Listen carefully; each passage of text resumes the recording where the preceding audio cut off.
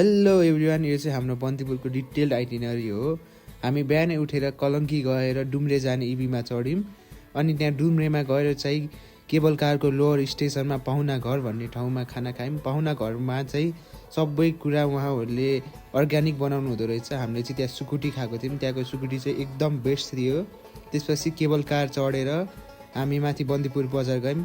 Cable car 2 भएको चाहिँ 600 rupees लिनु हुँदो रहेछ। अनि त्यसपछि बजारमा एकछिन घुमेर त्यहाँको फेमस टुडी हिलमा गयौँ।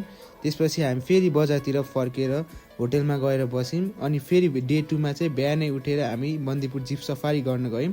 यो चाहिँ एकदम रेकमेन्डेड हो। यहाँको बन्दीपुर जिप सफारीमा चाहिँ तपाईँहरूले रामकोट भिलेज जान पाउनुहुन्छ 1000 रुपियाँ पर पर्सनमा। त्यसपछि फर्स्ट अफ अल चाहिँ हामी यो ग्रेट वालमा गयौँ। त्यहाँ एकछिन बसेर फेरि जिप सफारीमा बसेर रामकोट भिलेजमा गयौँ। उहाँले चाहिँ हामीलाई स्वागत गर्नुभयो। रामकोट भिलेज चाहिँ एकदमै मन पर्यो। यहाँ चाहिँ होमस्टे पनि रहेछ, तपाईँहरू त्यहाँ गएर बस्न पनि सक्नुहुने रहेछ।